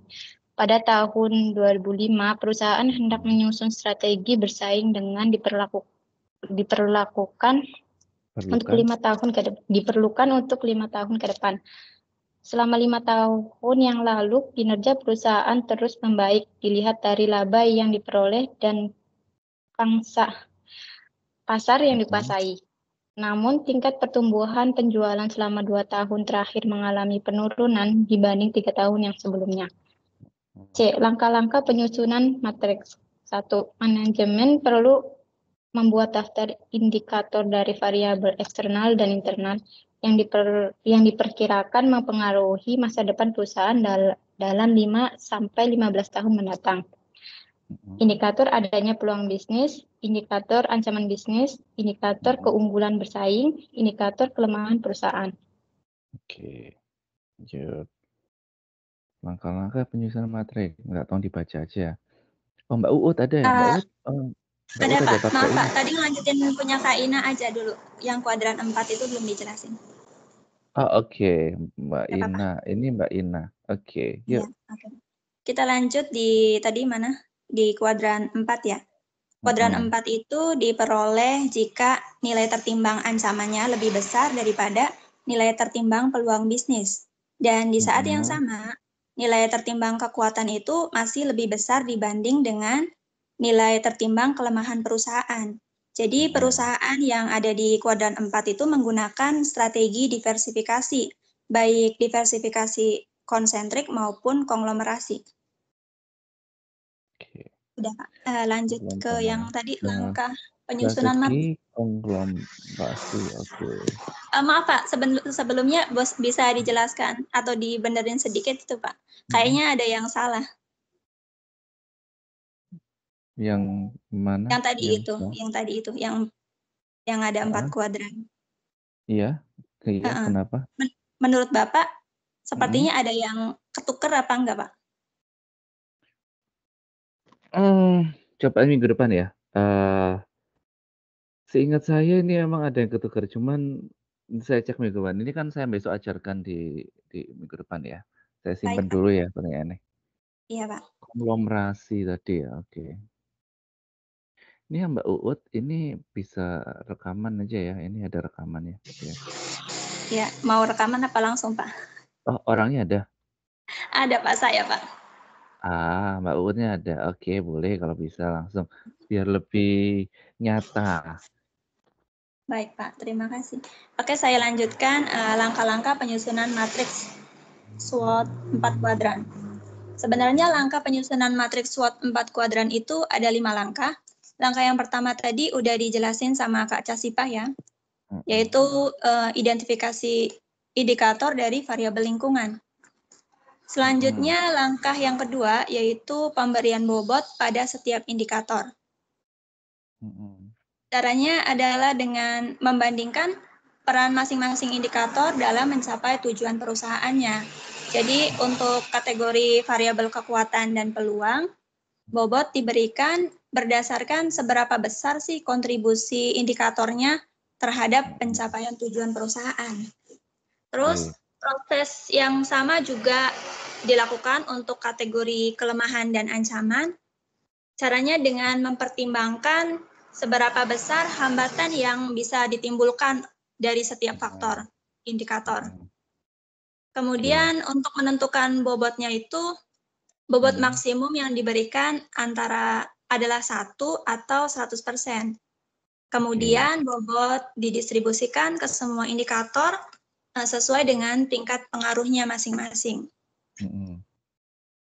Misalnya pada kasus di atas ada perusahaan Arahmi, bisa dilihat di modul halaman 531. Bobot untuk ketujuh indikator keunggulan bersaingnya sebesar 0,20 untuk image perusahaan, kemudian lokasi juga sama 0,20, variasi produk 0,15, kemudian akumulasi modalnya 0,05, kemudian ada kesejahteraan karyawan dan loyalitas karyawannya 0,10 dan segmentasi pasarnya 0,20. Terus proses yang sama juga dilakukan, pemberian bobot untuk variabel peluang bisnis, kemudian kelemahan perusahaan dan ancaman bisnisnya. Selanjutnya langkah yang ketiga, pemberian nilai terhadap sumbangan atau hambatan indikator. Dalam menilai sumbangan atau hambatan yang diberikan oleh setiap indikator, manajemen perlu mempertimbangkan apakah pengaruhnya bersifat positif ataukah negatif terhadap kinerja perusahaan tersebut. Kemudian penilaian dilakukan dengan memberikan skor pada setiap indikatornya dengan skala 1 sampai 5 positif untuk kategori kekuatan dan peluang, kemudian untuk kategori variabel kelemahan dan ancaman menggunakan skala negatif dari negatif 1 sampai negatif 5. Seperti pada kasusnya toko Arahmi tadi, manajemen memberikan penilaian sebesar 5 untuk image perusahaan, kemudian lokasi, variasi produk, dan akumulasi modalnya 4, kesejahteraan karyawan dan loyalitas karyawannya 3, kemudian segmentasi pasarnya 4. Terus juga sama prosesnya untuk kategori variabel yang lain. Selanjutnya langkah yang keempat ya Pak, menghitung nilai tertimbang untuk setiap indikator. Setiap indikator. Iya. Setelah mendapatkan bobot dan nilai dari indikator, kemudian bobot dan nilai indikator ini dikalikan. Kemudian didapatkanlah nilai tertimbang. Nah, setelah nilai tertimbangnya ditemukan, nilai-nilai ini kemudian dijumlahkan. Untuk kategori kekuatan perusahaan Arahmi tadi, nilai tertimbangnya sebesar image perusahaan itu 1, lokasi 0,8, kemudian variasi produknya 0,6, akumulasi modalnya 0,2, kesejahteraan karyawan dan loyalitas karyawannya 0,3, dan segmentasi pasarnya 0,4. Jadi total nilai tertimbang untuk kategori kekuatan dari perusahaan Arahmi tadi adalah 4,0. Oke. Ini minggu depan akan saya jelaskan. Mungkin kalau nggak ada tabelnya agak susah membayangkan teman-teman. Tapi intinya bahwa bobot ini itu maksimal 100%. Jadi terserah dikira-kira. Pokoknya ketika dijumlah semuanya 100%. Kalau nilai itu ada skalanya, terserah. Skalanya tadi kan disebutkan kalau di contohnya tadi 1 sampai 5. Kalau 1 sampai 10 boleh, Pak? Boleh. 1 sampai 10 boleh. Tapi yang kelemahan ya jadinya -1 sampai -10. Oke, terserah. Pokoknya harus konsisten. Kemudian kalau nilai tertimbangnya tinggal dikali bobot dikali nilai indikatornya. Jadi besok saya terangkan minggu depan. Minggu depan saya berhalangan, nanti teman saya menerangkan, nanti teman saya bantu terangkan ya. Oke, lanjut dulu. Oke, ini ya. Baik, Pak, terima kasih. Silakan Mbak Uut, lanjut. Lanjut di yang langkah terakhir, yaitu menentukan posisi perusahaan, langkah yang kelima. Jadi, tentukan posisi perusahaannya dalam salah satu dari 4 kuadran berdasarkan selisih nilai tertimbang antara kekuatan dikurangi kelemahan, kemudian peluang dikurangi ancaman. Nah, kemudian pilih strategi bersaingnya yang sesuai dengan posisi yang dimiliki. Dalam kasusnya toko Arahmi tadi, nilai tertimbang bisa dilihat selisih nilai tertimbang toko Arahmi di tabel sebelah kiri. Nilai tertimbang kekuatannya itu lebih besar dari kelemahan perusahaan. Kemudian nilai tertimbang peluangnya, nilai tertimbang peluang bisnisnya lebih besar daripada nilai tertimbang ancaman bisnis. Iya. Terus jadinya akibatnya posisi perusahaan Arahmi terletak di kuadran 1. Karena kedua selisih nilai tertimbang adalah positif, yaitu tadi berapa? 1,55 dan 0,35. Jadi manajemen Arahmi itu seharusnya disarankan mengimplementasikan strategi pertumbuhan. Oke, pertumbuhan ya. Saja, Pak. Karena dia di positif. Oke, berikutnya Mbak Nur Hayati. Ya, sama-sama Mbak Uut. Mbak Nur Hayati, lanjut. Tinggal berapa ini? Tinggal 2 slide. Oke. Iya, baik Pak. Bisa dengar suara saya? Bisa.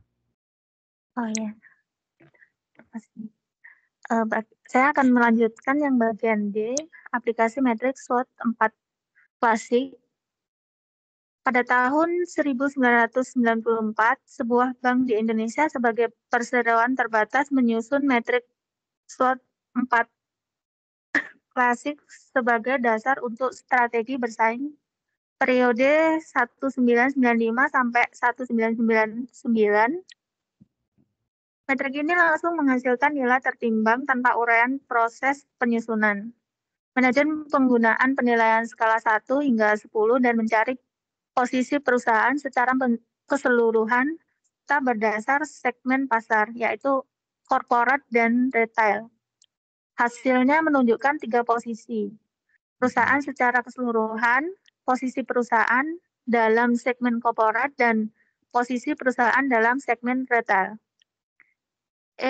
Area dan pengembangan aplikasi. Pengembangan SWOT 4 klasik juga digunakan untuk mencari posisi unit bisnis strategi. Pembobotannya dengan membagi atau memberikan subbobot. Misalnya manajemen membaginya dalam 4 kategori Manajemen operasi 40%, manajemen pemasaran 20%, manajemen SDM 25%, manajemen keuangan 15%. Next, Pak. Oke.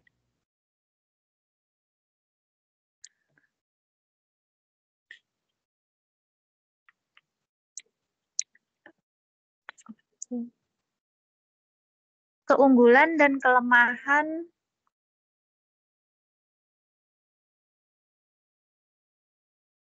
yang pertama keunggulan. Matrix SWOT 4 klasik lebih terukur dalam menempatkan posisi perusahaan dalam kuadran, sehingga konsekuensi strategisnya menjadi lebih tegas dan transparan.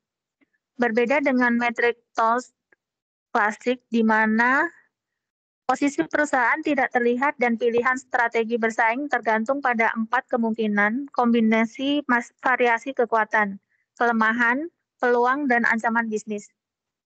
Yang kedua, kelemahan matrix SWOT 4 klasik terlihat ketika banyak perusahaan di Indonesia enggan melihat posisi mereka selain di kuadran 1. Posisi ini dianggap sebagai indikasi bahwa perusahaan masih sehat dan memiliki potensi pertumbuhan karena masih banyak peluang bisnis yang tersedia. Manajemen yang memiliki kinerja baik bisa melakukan rekayasa dalam pemilihan indikator bobot dan penilaian untuk memastikan perusahaan mereka tetap berada di kuadran 1. Ada potensi manipulasi hasil matriks sehingga dapat meragukan objektivitasnya dalam menentukan sebenarnya perusahaan dalam lingkungan bisnisnya. Next, Pak. Oke. Sudah selesai kan? Oh ya. Baik, Itu presentasi dari kami. bentar. Terakhir dari Ya, Pak. Mbak siapa? Terakhir tadi Mbak tadi yang Mbak Nur Nurhayati ya? Oke, ini Iya, Pak. matriksnya matriks 4 kuadran ya, bukan matriks 4. Jadi kan tadi bilangnya SWOT 4 klasik. iya. Nah, yang betul klasik. adalah matriks 4 kuadran ya. Kalau yang klasik itu punya TOS. Matriks TOS Oh iya, Pak. klasik. Maaf. Oke. Oke. Iya, It's iya. okay. Ditutup ya? Ya, silakan ditutup. Iya, Pak. Silakan ditutup presentasinya. Baik, terima kasih untuk waktunya. Presentasi dari kami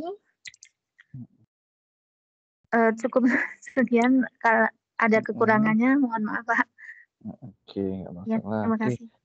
Sama-sama. Oke, mungkin ada yang ingin bertanya. Silakan ditanyakan. Mungkin ada yang ingin bertanya, ingin ditanyakan.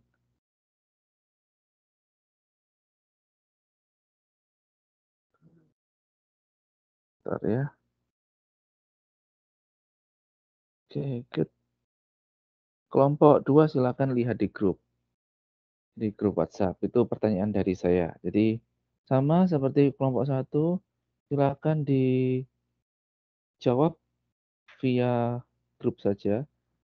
Bentar, lihat ya.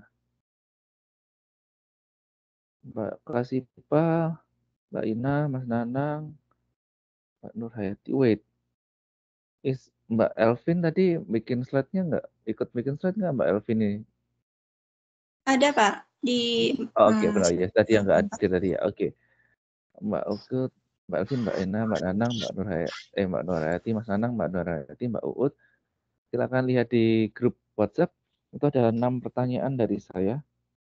Silakan seperti grup pertama, silakan dipikir jawabannya dulu di seminggu ini, kemudian nanti dijawab saja lewat WhatsApp ya. Sama seperti kelompok jawabnya yang di pertama. grup, Bapak. Grup WhatsApp Jawabnya aja. langsung di grup WhatsApp. Yes, langsung di grup. Nggak usah, langsung biar semuanya tahu. Baik, Ya. Pak. Kemudian, kalau teman-teman yang lain bertanya, silahkan ditanyakan ke grup WhatsApp, karena waktunya juga terbatas ya. Silakan kalau yang ingin bertanya, ditanyakan ke grup WhatsApp, tulis juga namanya, nanti saya tambah nilai, poin keaktifan bagi yang bertanya di grup WhatsApp. Oke. Kemudian minggu depan kemungkinan saya tidak bisa mengajar, tapi perkuliahan tetap berjalan.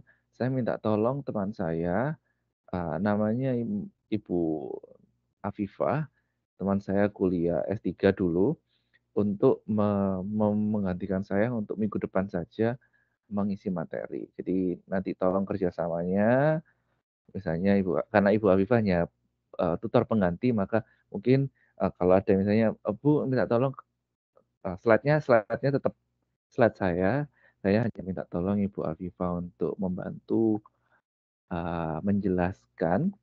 Jadi misalnya nanti ada diskusi, kemudian Bu Afifah lupa mencatat namanya, silakan diingatkan, Bu minta tolong namanya dicatat juga di slide-nya. Jadi nanti saya bisa tahu siapa yang menjawab pertanyaan. Oke, itu ya. Jadi minggu depan saya kemudian ada acara di kampus saya tempat bekerja, jadi nggak bisa hadir. Tapi perkuliahan tetap berjalan ya. Jangan tetap ada perkuliahan, nanti tutornya tutor pengganti ya dari teman-teman saya ketika sekolah dulu. Oke, itu mungkin sampai sini ada yang ditanyakan terkait dengan perkuliahan. Terkait dengan perkuliahan, apakah ada yang pertanyaan? Izin tanya Pak. Silakan. Pak, untuk yang tadi, yang ROI itu, Return of Investment apa sama dengan BIP? Wait, saya harus cek dulu. Return of Investment dan BIP. BIP ini break even point ya? Iya. BIP, bentar, saya cek dulu ya. Return of Investment.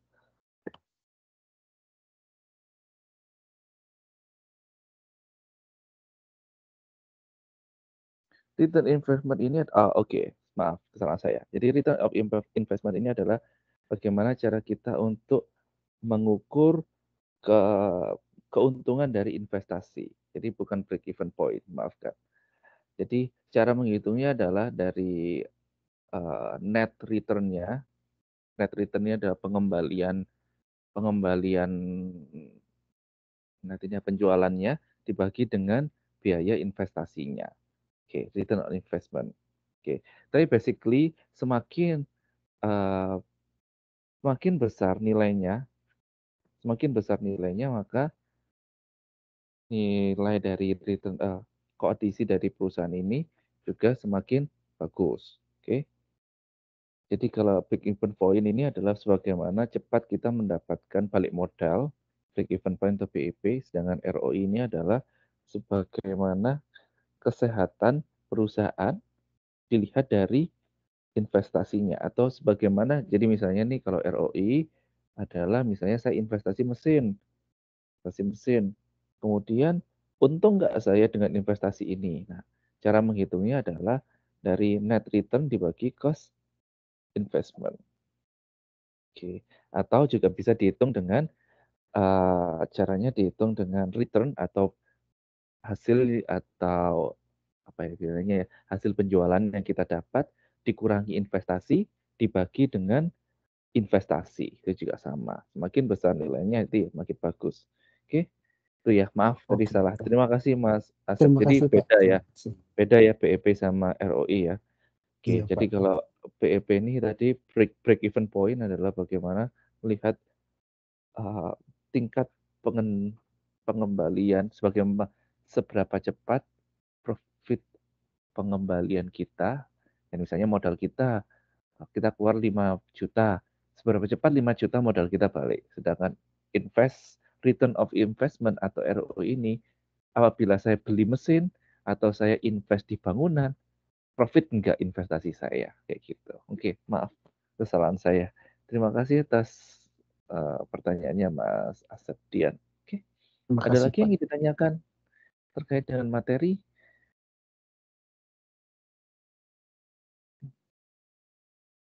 Maka, sorry, kalau tidak ada, mungkin saya cukupkan pertemuan hari ini. Terima kasih atas kedatangannya, terima kasih atas partisipasinya, dan terima kasih atas presentasinya. Ya, kita bertemu lagi 2 minggu lagi dengan saya, minggu depan dengan Ibu Afifah. Ya, oke. Kalau tidak ada pertanyaan, saya cukupkan hari ini. Selamat siang, selamat belajar untuk jam ketiga. Oke. Terima kasih semuanya. Terima kasih. Boleh leave ya. Boleh leave. Thank you.